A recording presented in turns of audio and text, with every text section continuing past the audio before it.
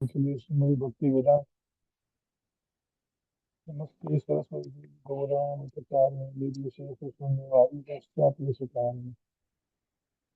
तो हमने कल बात की थी कि दो अपराध, एक गुरु की अवज्ञा और एक वैष्णव अपराध, बहुत बहुत गंभीर अपराध है, क्योंकि इन दोनों की वजह से हमें जो है भगवान के नाम में रुचि नहीं आ पाती, या जो रुचि का स्तर है उस स्तर पर हम पहुंच नहीं पाते। तो आज हम पाठ करेंगे हरिनाम चिंतामणि में से गुरु अवज्ञा के ऊपर। पंचतत्व जय जय श्री राधा माधव, जय नवगीत पंथ जय यमुना वैष्णव, हरिदास बले प्रभु करि निवेदन, तृतीय अपराध नामे यही रूप गठन, विस्तार बलि दे आमी तुम्हारा अज्ञाय, यही सब अपराध गुरु अवज्ञाय। पंचतत्व की जय हो, राधा माधव की जय हो, जय नवदीप मंडल की जय हो, व्रज मंडल की जय हो, यमुना मैया की जय हो, सारे अनंत कोटि वैष्णवों की जय हो। हरिदास प्रभु, हरिदास ठाकुर बोल रहे हैं कि भगवान, आपकी इच्छा से मैं जो तृतीय अपराध उसके बारे में चर्चा करूंगा। और कह रहे हैं तृतीय अपराध क्या है? गुरु अवज्ञा। गुरु अवज्ञा का अर्थ,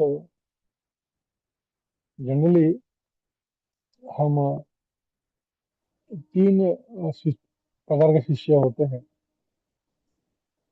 एक गुरु सेवी, एक गुरु भोगी और एक गुरु त्यागी। अधिकतर हम लोग गुरु भोगी की कैटेगरी में आते हैं, और बहुत बहुत ज्यादा लोग गुरु त्यागी की कैटेगरी में आते हैं, और कुछ कम गिने चुने गुरु सेवी में आते हैं। गुरु त्यागी का अर्थ क्या है? गुरु त्यागी मतलब गुरु की बात को न मानकर उनके विचार धारणा को त्यागना, या उनको ही त्याग देना। अधिकतर हम गुरु की विचारधारा को त्याग देते हैं। जो गुरु की इच्छाएं है, जो गुरु की विचारधारणा है हमारे लिए, भगवान के लिए, उसको हम त्याग देते हैं। और साथ साथ गुरु का संग भी त्यागते हैं, या गुरु को ही त्याग देते हैं कि हमें गुरु की जरूरत तो नहीं, दीक्षा हो गया बस, हमें और किसी की जरूरत नहीं पड़ेगी। दूसरा है गुरु भोगी। गुरु के नाम पर भोग करते हैं। मतलब मेरे गुरु के पास S25 अल्ट्रा है, मेरे पास भी होना चाहिए। मेरे गुरु के पास इतना अच्छा लैपटॉप है, मेरे पास भी होना चाहिए। मेरे गुरु बड़े बड़े फ्लाइट में घूमते हैं, मैं भी साथ साथ घूमूंगा, मैं भी उनके पीछे पीछे फ्लाइट में घूमूंगा। तो अधिकतर गुरु के नाम पर भोग करने का विचार करते हैं। मैं गुरु के लिए क्या बनाया है वो मैं खाऊंगा। अधिकतर गुरु के लिए, जब गुरु महाराज कहीं जाते हैं या गुरु कहीं जाते हैं, तो उनके शिष्य उनके लिए और ज्यादा अच्छा पकवान बनाते हैं, ज्यादा ज्यादा बनाते हैं। तो इच्छा उनके सर्वेंट को ना मिलता हो, या उनके साथ में हमको ना मिलता हो, तो इच्छा रहती है कि गुरु जो खा रहे हैं वो भी हम खाएंगे। तो गुरु भोगी कहने का अर्थ है गुरु की सुविधा को खुद को अपनाना। गुरु के लिए बढ़िया एसी का रूम मिल रहा है तो हमें भी एसी का रूम चाहिए, हम सिंपल रूम में नहीं रहेंगे, या हम गुरु से दूर नहीं रहेंगे, ऐसा अलग बहाना मारते हैं। तो कहने का अर्थ है गुरु भोगी। और तीसरा, सबसे मुख्य, गुरु सेवी। गुरु की इच्छा को पूर्ण करना, या गुरु की इच्छा को समझना, अ, ये हमारा कर्तव्य होता है।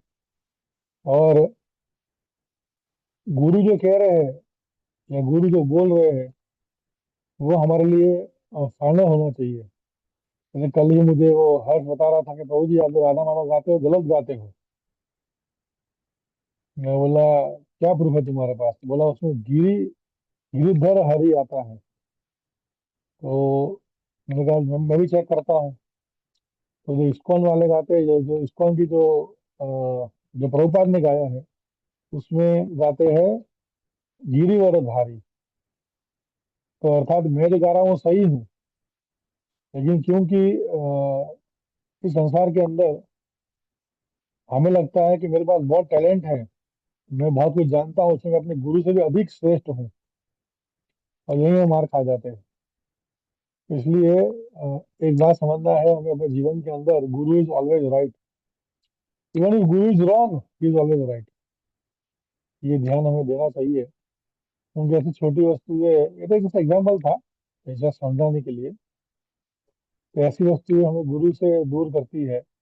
मतलब 90%, 99% तो यही हाल है हमारा, काम सोचते हैं हम अपने गुरु से बहुत अधिक क्वालिफाइड है, क्योंकि हमारे गुरु को ज्यादा पढ़े लिखे नहीं है, उन्हें दुनिया कहाँ देखी है, दुनिया तो हम देख रहे हैं। हम नौकरी कर रहे हैं, बिजनेस कर रहे हैं, परिवार संभाल रहे हैं, हमारे गुरु को सब के बारे में क्या पता होगा। लेकिन इस बात को हमें ध्यान देना चाहिए कि गुरु के हृदय के अंदर कृष्णा बैठे हैं, और कृष्णा गुरु को चला रहे हैं। इसलिए वो गुरु जो बोल रहा है तो स्वयं कृष्णा बोल रहे हैं, इस बात को हमें ध्यान देना चाहिए। और अधिकतर हम इस बात को समझ नहीं पाते, और ऐसी वस्तुओं का हम गुरु अवज्ञा कर लेते हैं, मतलब गुरु की अपराध करते हैं, गुरु के प्रति अपराध करते हैं। बहुयोनि भ्रमी मानव शरीर, दुर्लभ सुभद अति, तथापि अनित्य पालिके ये यावत जीवन स्थिति। बहु योनि, बहुत योनि भ्रमण करने के बाद जो है हमें ये मनुष्य जीवन मिला है। मतलब कहीं कहाँ कुत्ता बिल्ली घोड़ा हाथी क्या क्या बने होंगे, लेकिन ये सब योनियों के बाद, ये सब योनि पूर्ण करने के बाद, ऐसा नहीं कि आगे से आए, ये सब योनि पूर्ण करने के बाद जो है हमें क्या मिला है, मनुष्य जीवन मिला है। और मनुष्य जीवन क्या है, परम मंगल लभिर तरे, यदि न यतन करे, पुनराय भवे अनित्य सर्व लभिय अब मरे। ये शरीर जो है, भले हमें ये मनुष्य जीवन मिला है, तभी ये शरीर जो है टेम्पररी है, परमानेंट नहीं है। हमें शरीर त्याग करने के बाद हमें फिर से जन्म लेना पड़ेगा। इसलिए यहाँ कह रहे हैं, सुबोध ये है दुर्लभ नर देह, लभिया भाव संसार है। सुबोध है दुर्लभ नर, नर मतलब मनुष्य जीवन, तो दुर्लभ है ये देह, जो मनुष्य देह है बहुत दुर्लभ है।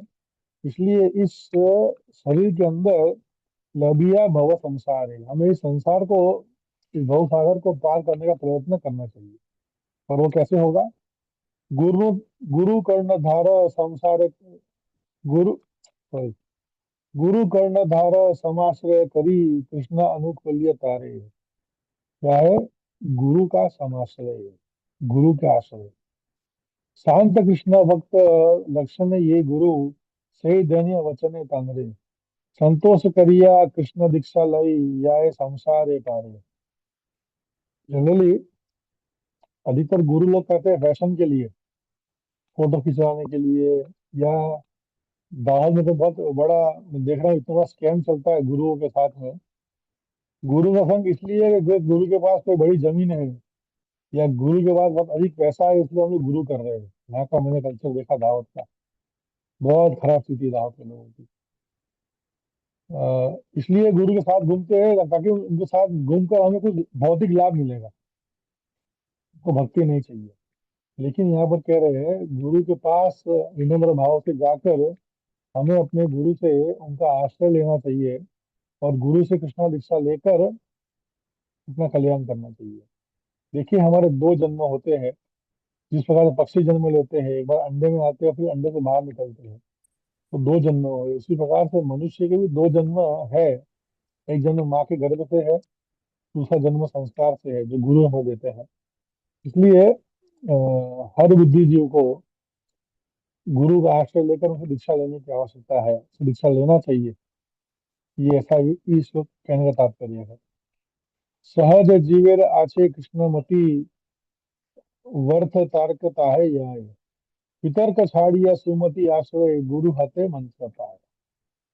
सहज जीव, सहज मतलब सिंसियरली एक व्यक्ति को अपनी मति को कृष्ण की ओर ले जानी चाहिए। और वितर्क, वितर्क मतलब इलॉजिकल वार्ता है, या ऐसी वार्ता है जिसका कोई लॉजिक ना हो, जिसका कोई भक्ति से कोई कनेक्शन ना हो। वितर्क मतलब यूजलेस टॉक्स ऐसा हम कह सकते हैं। वितर्क छाड़िया सुमति आश्रय, सुमति एक होता है कुमति, दूसरा है सुमति। सुमति मतलब पॉजिटिव काइंड ऑफ मेंटेलिटी, और कुमति मतलब नेगेटिव काइंड ऑफ मेंटेलिटी। तो सुमति आश्रय, हमें अपनी मति को सही दिशा में ले जाकर अपने गुरु के आश्रय में जाकर गुरु हाथे मंत्र पाए, गुरु से मंत्र प्राप्त करना चाहिए।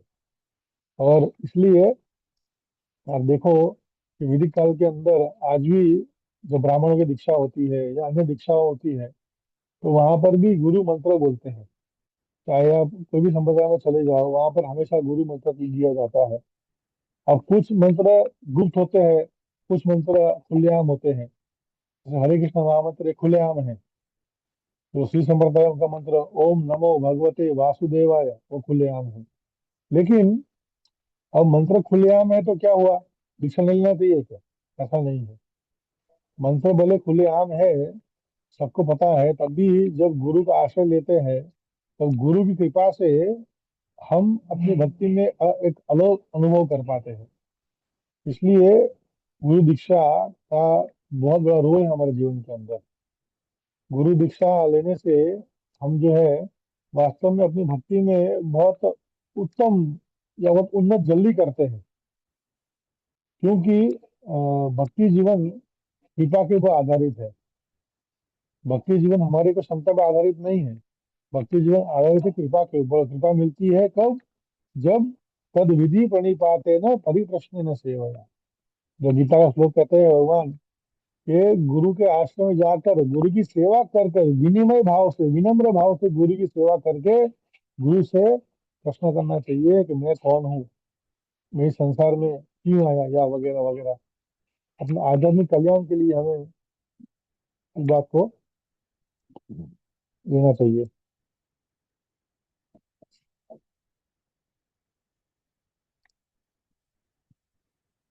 कृष्ण तत्ववेत प्रकृत है से ही है ते पारे गुरु, किव विप्र शूद्र की गृह सन्यासी, गुरु है कल्पतरु। अधिकतर पहले के टाइम में ब्राह्मण ही गुरु हुआ करते थे, या जो ब्राह्मण घर में जन्म लिए है। ये आज भी मैं देखता हूँ बहुत सारे समाजों के अंदर उन्होंने अपने ब्राह्मण किए हैं, और वो ब्राह्मण पूरे समाज के लिए गुरु है। लेकिन यदि कोई ब्राह्मण ना हो या कोई क्वालिफाइड ब्राह्मण ना हो, तब हम उन व्यक्ति को चुनते हैं जो वैष्णव है। या अर्थात ये कह सकते हैं कि वैष्णव कोई भी वर्ण, कोई भी आश्रम से आ सकता है। इसलिए यहाँ पर कह रहे हैं कृष्ण तत्व वेत, जो कृष्ण का तत्व जानता है। कि वह विप्र शूद्र की गृह सन्यासी, वो विप्र या ब्राह्मण या शूद्र, यदि शूद्र भी है या गृही या गृहस्थ भी है या सन्यासी भी है, तभी वो गुरु कहलाने के लायक है। इसलिए देखिए प्रभुपाद ने मलेच्छों को, मलेच्छ मतलब थर्ड क्लास, मतलब मैं तो थर्ड क्लास में एकदम गए गुजरे लोग, जो शायद लैट्रिन करने के बाद हाथ भी धोते नहीं है, ऐसे लोगों को प्रभुपाद ने ट्रेन किया और उनको प्रभुपाद ने गुरु बनाया। तो इसलिए जो व्यक्ति कृष्ण तत्व को जानता है, भगवान कृष्ण की भक्ति को जानता है, उनको समझता है, और जिन्होंने एक प्रामाणिक गुरु परंपरा से भगवान कृष्ण की भक्ति को सीखा है, जाना है, वो गुरु कहलाने के लायक है। इसलिए यदि आप पढ़ोगे चेतन चरितामृत, उसके अंदर कहते हैं कीव विप्र कीव न्यासी शूद्र के न नोए, जय कृष्ण तत्व में तो सही गुरु है। क्या विप्र, क्या शूद्र, क्या क्या सन्यासी, जो व्यक्ति ने कृष्ण तत्व को जाना है वो गुरु कहलाने के लायक है, या गुरु के योग्य है। ऐसा ये श्लोक यहाँ पर कह रहा है। वर्णेर मर्यादा पात्रेर विचार, परमार्थे लघुवती, सुपात्र मिलन प्रयोजन सदा, यदि चाहे शुद्ध रति। वर्णेर मर्यादा, चाहे कोई वर्ण का हो, वर्ण की अपनी अपनी मर्यादा होती है। तो यहाँ कह रहे भले कोई कोई भी वर्ण का हो, और सुपात्र, सुपात्र मतलब वो एक्चुअल में कृष्ण भक्ति की जड़ को जानते हैं।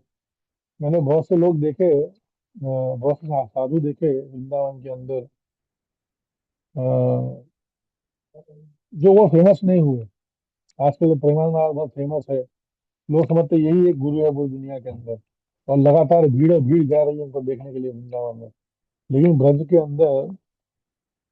अंदर ये अन्य अनेक तीर्थों में आपको ऐसे संत मिलेंगे, ऐसे वैष्णव मिलेंगे जो वास्तव में कृष्ण भक्ति को इतने उच्च स्तर से वो पी चुके हैं कि उनका थोड़ा संग भी करने से हमें बहुत कृष्ण भक्ति में आनंद आता है। तो इसलिए इस बात को बहुत ध्यान देना चाहिए हमें कि एक वैष्णव चाहे कोई भी वर्ण से हो, कोई भी आश्रम से हो, वो सर्वोच्च है। यदि वो ब्राह्मण के घर में जन्म ना भी लिया हो, लेकिन यदि वो वैष्णव है तो वो व्यक्ति इस संसार के सारे वर्णों और आश्रम से ऊंचा माना जाता है। तो इस बात को यहाँ कहने का तात्पर्य है, क्योंकि अधिकतर क्या होता है कि इस्कॉन में अमेरिकी लोग भी गुरु है, चाइना के लोग भी गुरु है। मतलब कहने का अर्थ है कि जो ब्राह्मण तो क्या, शूद्र तो क्या, शूद्र से भी नीचे कोटि में जन्म लिए हैं और वे आज गुरु के पोस्ट पे हैं, या वे उनको आज गुरु चुना गया है, या वो गुरु बने हैं उनकी गुरु की कृपा से। तो अधिकतर ये होता है कि ये गुरु तो भारतीय नहीं है, ये गुरु तो अंग्रेज है, या ये गुरु तो मराठी है, या ये गुरु तो गुजराती है। इस प्रकार से भेद करना किसी गुरु के साथ में ये भी अपराध होता है। इसलिए कभी किसी गुरु को अ, शरीर का रंग या जन्म या स्थान उससे कभी सरखाना नहीं चाहिए। उनके साथ कभी वो इक्वल नहीं सकता, उनको मैच नहीं करना चाहिए कभी, ये कहने का अर्थ है। क्योंकि जो व्यक्ति ने कृष्णा तो तत्व को जाना है अपने गुरु से, वो गुरु के योग्य है, और वो वैष्णव है, इसलिए उन्हें कभी हमें निंदा नहीं करनी चाहिए, उनको हमें स्वीकार करना चाहिए। और इसलिए मुख्य भारतीय के अंदर ये विचारधारणाएं हैं, और खासकर बहुत सारे रील्स से बनते रहते हैं। अरे ये तो इस्कॉन वाले हैं, इसको अपना गुरु बना लेते हैं, या ये सब मलेच्छ है, उनको गुरु बना दिया है। तो क्योंकि जब प्रभुपाद यहाँ पर आए थे 72 में, तो उस टाइम प्रभुपाद जब गए वृंदावन सबको लेकर, वहाँ उनको बहुत अपोजमेंट हुआ था कि आपने कैसे मवेश को गुरु बना दिया, कैसा महिला को ब्राह्मण दीक्षा दे रहे हैं, ऐसे बहुत सारा अपोजमेंट प्रभुपाद के लिए आए थे। लेकिन शास्त्र ये बोल रहा है, शास्त्र आपके सामने खोल के बैठा हूँ मैं अपने मन से नहीं बोला, शास्त्र मैंने यहाँ खोला है और शास्त्र ये बात कह रहा है। शास्त्र बोल रहा है, हरिदास ठाकुर आज से 500 साल पहले बोल चुके कि यदि शूद्र या शूद्र से भी गया गया हुआ व्यक्ति यदि कृष्ण तत्व को जानता है तो वो गुरु के लायक है। शास्त्र ये कह रहा है। इसलिए हमें इस बात को लेना चाहिए गंभीरता से। अब यहाँ पर समझा रहे हैं कि गुरु कितने प्रकार के हैं। ऐसे 3 प्रकार के गुरु होते हैं: दीक्षा गुरु, शिक्षा गुरु और पद प्रदर्शक गुरु, जो हमें पद दिखाते हैं भक्ति जीवन में। लेकिन मुख्य रूप से 2 गुरु का वर्णन यहाँ पर आता है, दीक्षा गुरु और शिक्षा गुरु का। दीक्षा गुरु शिक्षा भेद, सॉरी, दीक्षा शिक्षा भेद गुरु दु प्रकार, उभद्य सम्मान मान, अर्पी बे सुजन परमार्थ धन, अनयास यदि चान। तो दीक्षा गुरु और शिक्षा गुरु में कोई भेद नहीं है, क्योंकि दीक्षा गुरु कौन है? दीक्षा गुरु भगवान के प्रतिनिधि है, और शिक्षा गुरु भी भगवान के ही प्रतिनिधि है। तो दोनों में कोई भेद कभी नहीं करना चाहिए। अर्पी बे सुजन परमार्थ धन, अनयास यदि चान, इन दोनों को हमें इक्वल सम्मान देना चाहिए। हमें कृष्ण नाम मंत्र देना दीक्षा गुरु, शिक्षा गुरु तत्वदाता। कृष्ण का नाम मंत्र कौन देते हैं हमें? जो दीक्षा गुरु है वो देते हैं। बड़ा यज्ञ होता है, यज्ञ में सारे अनंत कोटि वैष्णवों को आह्वान दिया जाता है, जो नारद मुनि से लेकर इस संसार के सारे वैष्णव को उनमें हम आहुति देते हैं। और उस यज्ञ के समय दीक्षा गुरु हमें अपना नया जन्म देते हैं, नया नाम देते हैं, नया जप माला देते हैं, नई कंठी माला देते हैं, और साथ साथ हमें ये हरे कृष्ण महामंत्र उनकी शक्ति से देते हैं। और शिक्षा गुरु क्या करता है? शिक्षा गुरु क्या करता है? शिक्षा गुरु जो है उन सारे भक्तों का शिक्षण देता है। दीक्षा गुरु मंत्र देते हैं, लेकिन दीक्षा आज के जमाने में दीक्षा गुरु को संग करना बहुत कठिन है। पहले तो गुरुकुल थे, इसलिए हर कोई बच्चा वहां रहता था। लेकिन आज के जमाने में ये संभव नहीं है। तो हर मंदिर में एक एक शिक्षा गुरु, अन्य शिक्षा गुरु है, जो उन मंदिर में रहने वाले भक्तों को शिक्षा दे रहे हैं और उन भक्तों को गुरु के पास लेकर जा रहे हैं। तो इसलिए जो शिक्षा गुरु है, उनका काम है तत्व ज्ञान देना। और दीक्षा गुरु का कार्य है उन भक्तों को मंत्र दीक्षा देकर भक्ति जीवन में प्रगति करना। इसलिए इस्कॉन की परंपरा है, या जो गौड़ीय परंपरा है, वो शिक्षा की परंपरा है।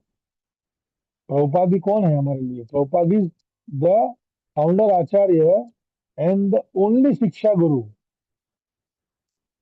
प्रभुपाद का स्थान क्या है? प्रभुपाद का स्थान ये है कि वो मात्र एक शिक्षा गुरु है, एक ज्यादा शिक्षा गुरु है जिनका शिक्षा हम सब ले रहे हैं। चाहे वो सन्यासी हो, चाहे गृहस्थ हो, कि चाहे ब्रह्मचारी हो, तो सभी सभी शिक्षा किसके ले रहा है? प्रभुपाद की शिक्षा ले रहा है। इसलिए Prabhupada is the only shiksha Guru in ISKCON. और ये गौड़ीय परंपरा पूरी पूरी जो है वो शिक्षा की के ऊपर अधीन है। इसलिए शिक्षा गुरु की अधिक महिमा, या शिक्षा गुरु की अपने गुरु, उनके दीक्षा गुरु के तुल्य महिमा दी जाती है। क्योंकि यदि शिक्षा गुरु ना हो, या हमें को शिक्षा देने वाला ना हो, तो हमारा क्या होगा? हम लोग मात्र रहेंगे सेंटिमेंटल, बस गुरु मार के पीछे भागते रहेंगे, रोते रहेंगे। एक बार मैं देख रहा था कि एक गुरु, इस्कॉन के गुरु जा रहे थे ट्रेन से, तो सब भक्त उनको छोड़ने गए स्टेशन पे। तो दो तीन माता जियां भाग भाग कर रो रो के जा रही है, ट्रेन जा रही है, और वो रो रो के पीछे, ट्रेन के पीछे पीछे भाग रहे हैं। ये सब सेंटिमेंटल है, इज नॉट फिलोसॉफिकल।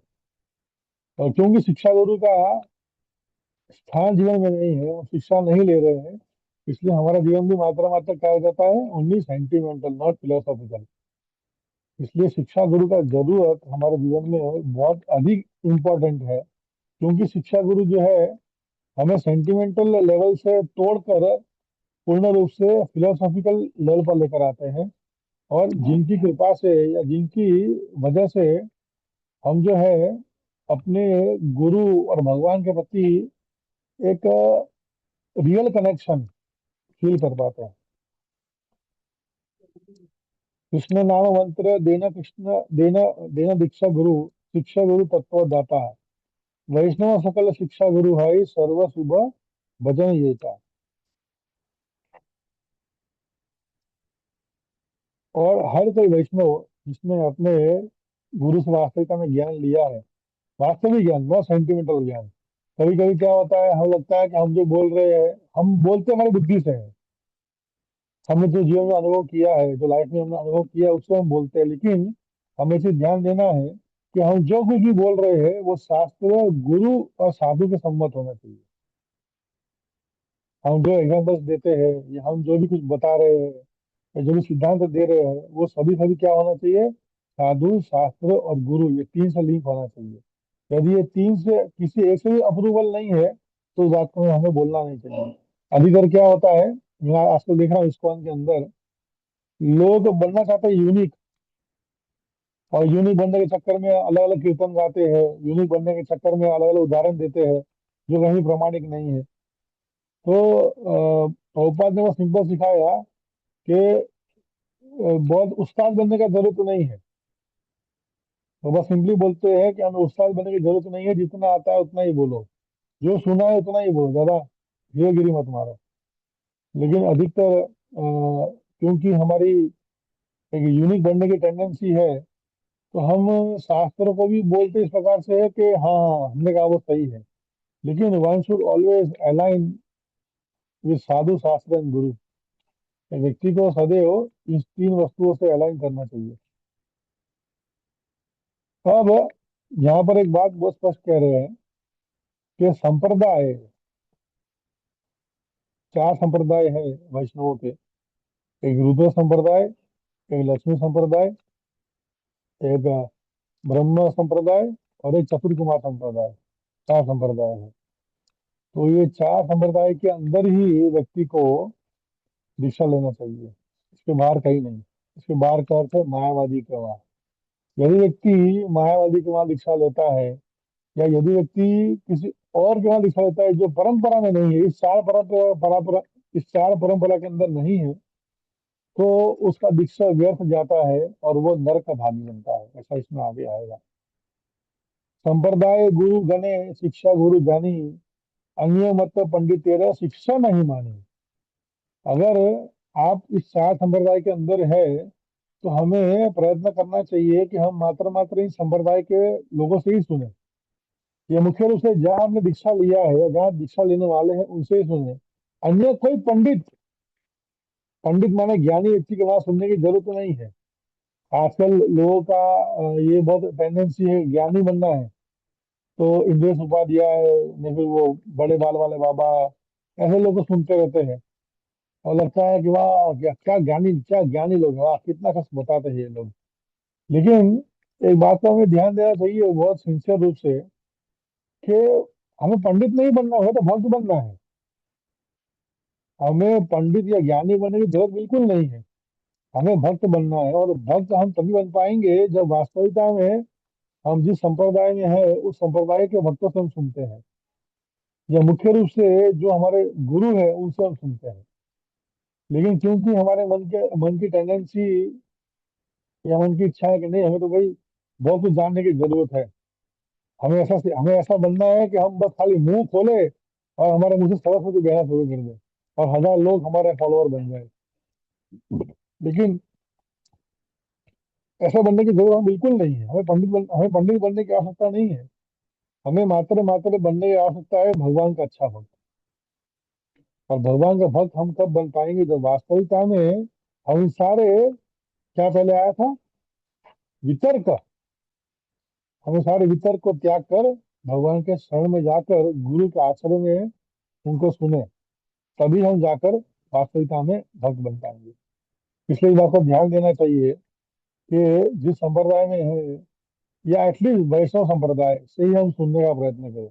कभी कोई बड़ा बड़ा पंडित हो, उनसे सुनने की जरूरत नहीं है। हमें हमें पंडित बनने का बिल्कुल जरूरत नहीं है।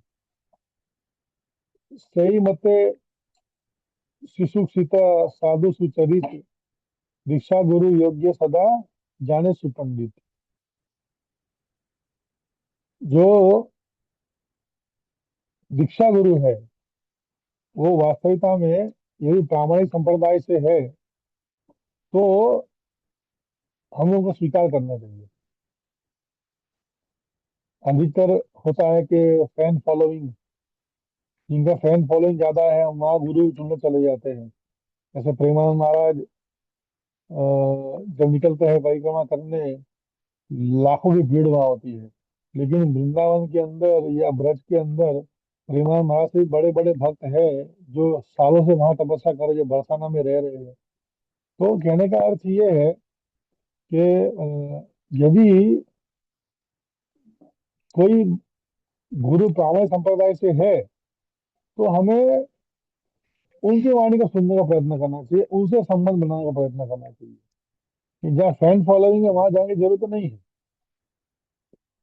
वो फैन फॉलोइंग सिर्फ नाम की है बस, और कुछ काम की नहीं।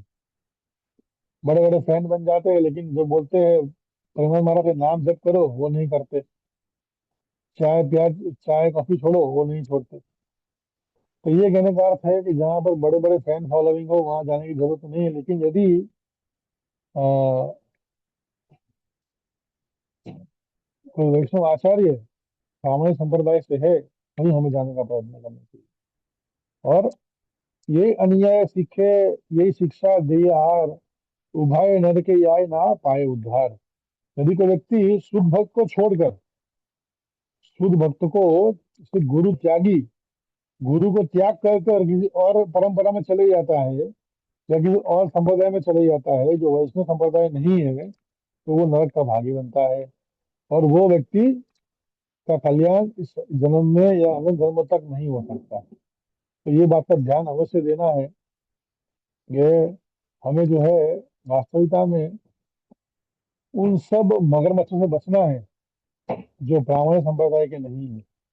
और आपको बहुत मिलेंगे, आपको इतने इतने लोग मिलेंगे, और वो लोग बताएंगे कि भाई हम तो इतने बड़े भक्त हैं, इतने बड़े साधु है, आप मेरे पास में आ जाओ, आप मेरी शरण में आ जाओ, मैं आपको कल्याण करूंगा।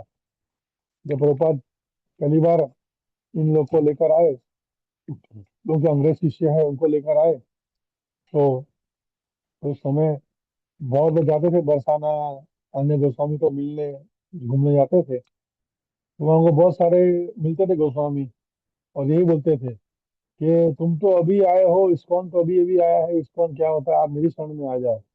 इवन आज भी कुछ कुछ गौड़ीय गौड़ीय लोग हैं, कि बाबा जी लोग, नॉट गौड़ीय एग्जैक्टली, बट बाबा जी लोग, वो लोग हमको देखकर बहुत गुस्सा करते हैं।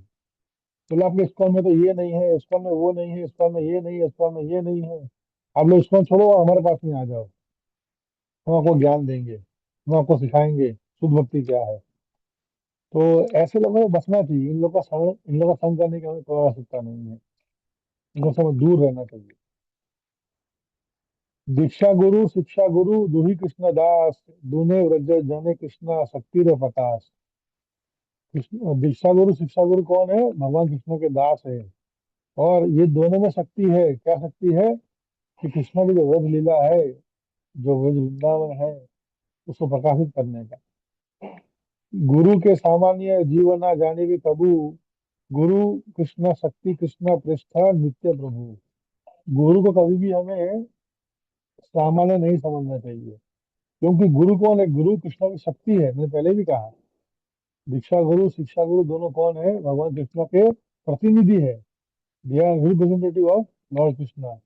इसलिए वो भगवान से अभिन्न नहीं है, भगवान से अलग नहीं है। जो सुबह गाते हैं, मंगला आरती में गाते हैं, ये जो सातवां श्लोक है, अ, कि कि आप जो कौन है गुरु, आप भगवान कृष्ण के एकदम प्रिय है, इसलिए हम आपको प्रणाम करते हैं। एक बुद्धि सह सदा, सॉरी, एक बुद्धि सह सदा गुरु भक्ति करे, सही गुरु भक्ति बोले संसार पे तरे। यदि हम हमेशा ये मतलब भावना रखते हैं कि गुरु जो सामान्य नहीं है और गुरु पूजनीय है, और गुरु भक्ति करने से व्यक्ति को बल प्राप्त होता है इस संसार को पार करने में। इसलिए गुरु कौन है? गुरु बलराम का प्रतिनिधि है, तो भगवान बलराम है, भगवान नित्यानंद है, राधा रानी है, इनके प्रतिनिधि कौन है? हमारे गुरु है। इसलिए कभी भी हमें गुरु को सामान्य नहीं समझना चाहिए, या गुरु के प्रति इस प्रकार की भावना हमें रखनी नहीं चाहिए। अग्रे गुरु पूजा परे श्री कृष्ण पूजन, गुरुदेव श्री कृष्ण प्रसाद समर्पण है। इसलिए सबसे पहले हम जब मंगला आरती करते हैं, जब हम भगवान को दिया दिखाते हैं या पुष्प अर्पण करते हैं, तो क्या करते हैं? पहले गुरु को देते हैं, पहले गुरु की पूजा करते हैं, फिर गुरु के बाद में हम भगवान की पूजा करते हैं। इवन जब आरती खत्म होती है, तो आरती खत्म होते समय हम पूरी परंपरा को आरती दिखा दिखाकर अंत में गुरु को दिखाते हैं। तो गुरु से ही जाता है सब कुछ भगवान को, और गुरु से वापिस नीचे आता है। इस बात को हमें ध्यान देना चाहिए। अधिकतर हम लोग क्या समझते हैं कि हम तो डायरेक्ट भगवान कृष्ण के सेवक बन जाएंगे, हम सीधा सीधा जो है कृष्ण को अर्पण कर सकते हैं, लेकिन ये सही मान्यता नहीं है। वास्तविकता में सबसे पहले हमें गुरु की पूजा करनी चाहिए। इसलिए जब सुबह उठते हो, तो सबसे पहले क्या करना चाहिए आपको? सबसे पहले धरती माता का पूजा, उनको प्रणाम करना चाहिए, और बाद में गुरु को प्रणाम करना चाहिए। ये स्टैंडर्ड प्रैक्टिस है। सुबह उठते ही गुरु को प्रणाम करना चाहिए, धरती माता को प्रणाम करना चाहिए। ये स्टैंडर्ड प्रैक्टिस है। सुबह रात को सोने के पहले भी गुरु को प्रणाम करके सोना चाहिए। ये स्टैंडर्ड प्रैक्टिस है, एक्चुअल देखा जाए तो इसलिए गुरु को या गुरु की पूजा करना, सबसे पहले तो वो एक लिंक जुड़ती है भगवान के साथ में। यदि हम गुरु को बाईपास करने के आगे जाने का प्रयत्न करेंगे, तो भगवान हमें कोई स्वीकार नहीं करेंगे। तो ये प्रयत्न हमारा होना चाहिए कि हम जो है गुरु को गुरु को हमें सबसे पहले पूजा करना चाहिए। और आखिरी श्लोक, गुरु आज्ञा लय कृष्ण पूजिबे यतने, श्री गुरु स्मरिया कृष्ण बलिवे वदने। गुरु की आज्ञा लेकर हमें भगवान कृष्ण की पूजा करनी चाहिए। और गुरु स्मरणीय, गुरु का स्मरण करते हुए कृष्ण को चिंतन करना चाहिए। इसलिए हम जब सुबह नाम जप करते हैं, तो नाम जप करने में मैंने पहले ही बताया था कि नाम जप करते समय हमें क्या करना चाहिए। नाम जप करते समय हमें ध्यान देना चाहिए कि हम जो है भगवान कृष्ण के सामने अपने गुरु के समक्ष बैठे हैं और गुरु के साथ हम नाम जप कर रहे हैं। ये प्रयत्न होना चाहिए। इसलिए जो सुबह हम चैंटिंग करते हैं ऑनलाइन साथ में महाराज के, वो एक अच्छा प्रैक्टिस है, जिससे हमें उनका संग भी प्राप्त होता है, साथ साथ जो स्टैंडर्ड है वो भी फॉलो कर पाते हैं। अधिकतर क्या होता है कि क्योंकि हमें इतना कुछ पता नहीं होता, इसलिए हम जो है इस स्टैंडर्ड प्रैक्टिस को हम फॉलो नहीं कर पाते। तो ये हमें थोड़ा ध्यान देना चाहिए।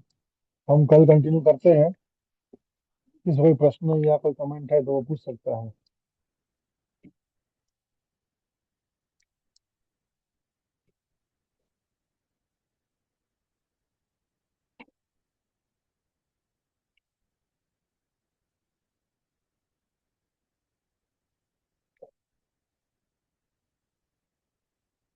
ठीक है, हरिनाम चिंतामणि की जय।